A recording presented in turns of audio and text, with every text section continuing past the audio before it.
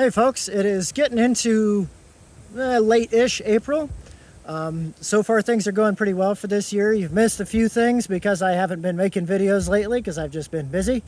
But we're out on pasture. We've been out on pasture for about 3 weeks. They're out here and all they've got is the air and the grass and plants that they find growing out of the ground. Trace mineral in that feeder right there. The dog gets some dog food, and we haul water to them with the water cart, and there's a hose running to it down there, to that little serving tank down there, and then of course the fences to manage their grazing. So they're not getting any kind of supplement. There's no creep feeder out here or anything like that. And what I wanted to talk to you about today is comparing different feedstuffs, especially supplemental feedstuffs, economically to each other, to try to make the best business decisions that you can. And the math that we're going to run here is simply taking the dollars per pound of a particular feedstuff and dividing that by the percent crude protein of that feedstuff. And you can do this with TDN as well. This is a super useful way because what that actually tells you, okay, how much are you paying per pound of crude protein or per pound of TDN? It's a super useful way to compare different feedstuffs. And here's a handy dandy chart that I whipped up. And, I put alfalfa hay at the top here. I mentioned before, that's pretty much the only supplement I ever use. I do keep some range cubes around for contingencies, but rarely ever feed that. And you kind of look through this list and you can kind of see why I use alfalfa hay, why it's so economical. Why is because it's so economical compared to these other options, compared to corn or soybeans, or things that are significantly more expensive like pelletized feed or protein tubs or range cubes, which I do admit to using once in a while in a pinch. And it's again a super useful way to figure out the math and make the best decisions for your operation. Now, the part of the video where I'm probably going to maybe rub some people the wrong way a little bit, and that's okay. I'm going to try to say this as nicely as possible. There are a lot of operations out there that kind of make it a big deal or wear it as a badge of honor that they are grain-free operations. And when they say grain, in most cases, what they're only referring to is, corn, maybe like wheat and barley or something like that, and like soybeans maybe. They're not referring to pelletized feed or range cubes or protein tubs. And a lot of times they do use those things, and they can use them quite a bit. And you say, oh, well, what's the big deal?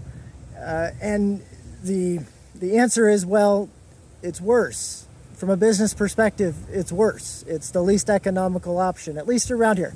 Again, in different areas with different hay pricing, different brands and different types of feedstuffs and whatnot, these numbers definitely change. You should do your own math. But the point being, from a business perspective, it's worse. And it doesn't matter to me. They can keep using the protein tubs or whatever they want to if they feel that is better still for some reason. There are definitely convenience factors and whatnot involved. But from a business perspective, that's why I never use those things. They're not, and even when I do use range cubes, it's very rarely. It's just completely uneconomical compared to the alternatives that are available to me. And again, looking at this chart a little bit more in depth, you can see that alfalfa hay on dollars per pound of crude protein, of actual crude protein that you're buying, just to focus on protein for a second, is significantly cheaper than that protein tub that's specifically labeled for that, or the pelletized feed. And that's, again, there's different brands and different pricing, and your region's going to be different. You should do your own math, but that's kind of the big theme of this chart right here. One response I've gotten to this before, I know, is, well, my protein tub or the pellets that I use, they have a lot more in them than just protein or just energy. And yeah, you're absolutely right. They almost always include, additional trace minerals and whatnot. And that can be a way to get trace minerals into those animals. There's other ways to get trace minerals into those animals as well. A trace mineral mix or a mineral buffet if you prefer. A lot of options for that. That's a whole nother topic to get into. I'm not trying to bloat this video anymore. But just pointing that out, that you can get those things by other means. That's about it for today. I just wanted to talk about this really simple way that can really kind of open your eyes on different feeding options and the economics of different feeding options, especially when it comes to supplemental feed. Reminder that I'm not a ruminant nutritionist, and reminder that this is not the end of the discussion when it comes to ruminant nutrition. You know, you might look at those numbers and think, oh wow, I could just feed straight soybeans all the time and that's it and nothing else, because I can get soybeans really cheap for some reason. No, don't do that. That's a really bad idea. That's gonna be way too much fat. Just things I know about off the top of my head. That's gonna be way too much fat, and you aren't gonna have anywhere near enough fiber, and you will almost certainly kill those animals. Don't do that.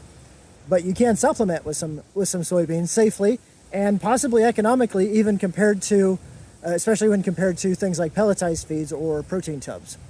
If you have any questions or comments, feel free to put them down below. If you want to argue with me, feel free to do it below. I always love a good intellectual debate. But until next time, stay safe or something. Something, I'm talking a lot. What if I turn this way a little bit? Can I at least do that? Can we film something today, or is it just too